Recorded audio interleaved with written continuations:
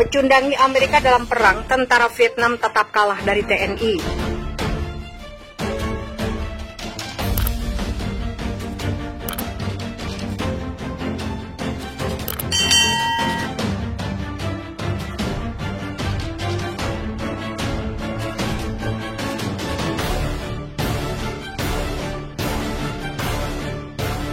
Republik Sosialis Vietnam adalah satu-satunya negara di kawasan Asia Tenggara yang masih percaya dengan ideologi komunis. Negeri Paman Ho juga terkenal dengan kehebatan militernya yang saat ini ada dalam tubuh tentara rakyat Vietnam. Dalam data yang dikutip Viva Militer dari The Nation Center, pasukan tentara rakyat Vietnam pernah mencatatkan tinta emas saat mengalahkan pasukan angkatan bersenjata Amerika. Meskipun kalah dalam hal teknologi persenjataan, pasukan militer Vietnam atau yang lebih dikenal dengan Viet Cong mampu memukul mundur militer Amerika Serikat. Ya, selama 19 tahun pasukan militer Vietnam dan Amerika Serikat terlibat konfrontasi bersenjata di Perang Vietnam. Taktik gerilya yang diterapkan oleh pasukan militer Vietnam membuat pasukan militer Amerika kewalahan.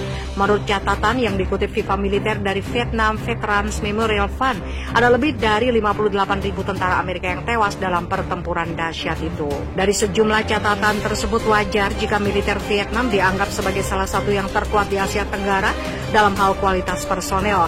Akan tetapi faktanya, anggota Tentara Nasional Indonesia punya kemampuan yang lebih tinggi dibanding pasukan militer Vietnam.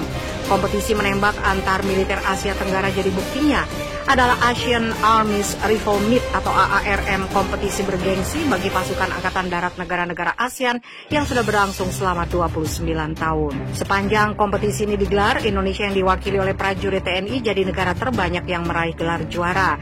Tidak ada satupun negara di kawasan Asia Tenggara yang mampu mendekati torehan 13 kali gelar juara AARM. Catatan tersebut membuktikan jika prajurit TNI jauh lebih dikdaya dari negara Asia Tenggara manapun, termasuk Vietnam. Walaupun Vietnam pernah 2 kali menjadi tuan rumah gelaran AARM, tapi gelar juara belum pernah sekalipun jatuh ke tangan pasukan negara Paman Ho. Sementara Indonesia berhasil menjadi juara saat 2 kali bertandang ke ARM Vietnam 2006 dan 2014.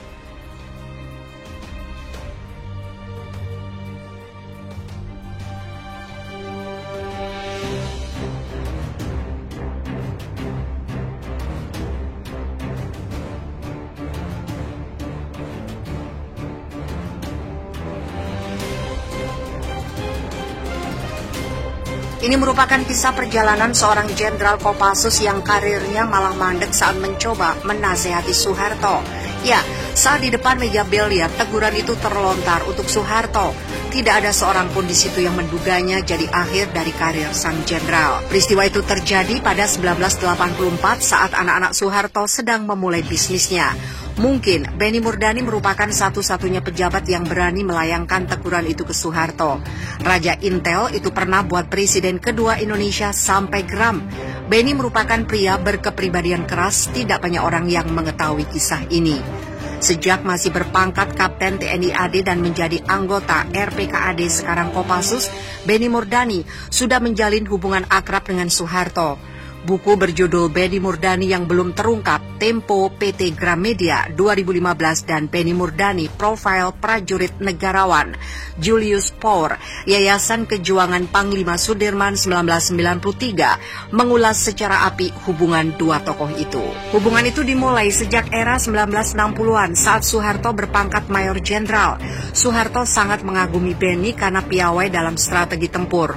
Selain itu, Benny cerdas dalam memecahkan masalah secara intelijen.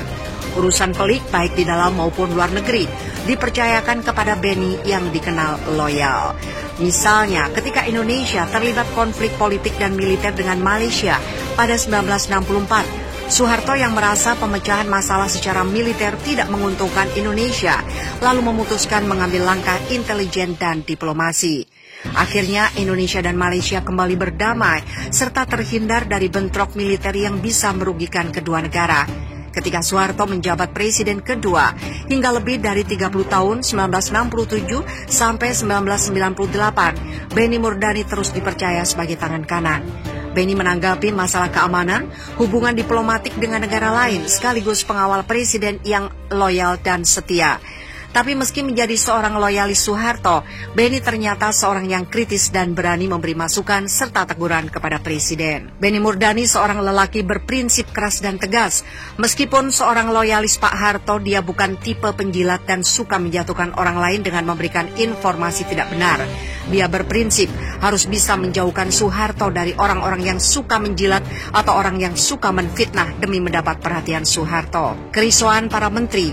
Pada 1984, sejumlah menteri merasa risau dengan anak-anak Soeharto yang sudah tumbuh dewasa dan mulai berbisnis tapi dengan cara memanfaatkan kekuasaan bapaknya. Saat itu, bisnis anak-anak Soeharto merambah ke soal pembelian alutsista yang seharusnya ditangani pemerintah dan ABRI atau TNI, bukan oleh warga sipil. Ketika ada kesempatan bermain biliar dengan Soeharto, Beni Murdani yang kala itu menjabat Panglima ABRI memberanikan diri menegur Pak Harto. Teguran Beni Murdani ke Soeharto itu terkait bisnis anak-anaknya yang sudah merambah kemana-mana dan terkesan memonopoli. Rupanya Soeharto tidak terima oleh teguran Beni yang dianggap sangat kurang ajar. Setelah itu, hubungan Soeharto-Beni Murdani memburuk. Beni Murdani dicopot dari jabatan Panglima ABRI, meski belakangan Soeharto menolak jika disebut pencopotan itu akibat teguran maut yang telah dilakukan sebelumnya. Satu hari pada Agustus 2004, Soeharto menjenguk Beni yang sedang sakit keras. Dia terbaring di Rumah Sakit Pusat Angkatan Darat Jakarta. Di depan Beni, Soeharto secara terus terang mengaku bahwa teguran yang pernah dilontarkan Beni pada 1984 ternyata benar. Akibat bisnis anak-anaknya yang ikut memicu krisis ekonomi dan kemarahan rakyat terhadap keluarga Soeharto, pada 21 Mei 1998 kekuasaan Pak Harto tumbang. Soeharto juga mengatakan kepada Beni, jika teguran itu dipatuhi, dia tidak akan sampai lengser dari kursi presiden akibat demo besar-besaran dan kerusuhan sosial yang terjadi di mana-mana. Karir militer, RPKAD, Kopassus, berbagai operasi militer, pembajakan pesawat Garuda Indonesia penerbangan 206 pada 1981, Asisten Intelijen Menteri Pertahanan dan Keamanan, Asisten Intelijen Panglima Komando Operasi Pemulihan Keamanan dan Ketertiban, Kepala Pusat Intelijen Strategis, Wakil Kepala Badan Koordinasi Intelijen Negara, Pangkop Kamtib Panglima ABRI, karir pemerintahan, Kepala Konsulat Indonesia di Malaysia Barat, Menteri Pertahanan dan Keamanan, Konsul Jenderal Indonesia di Korea.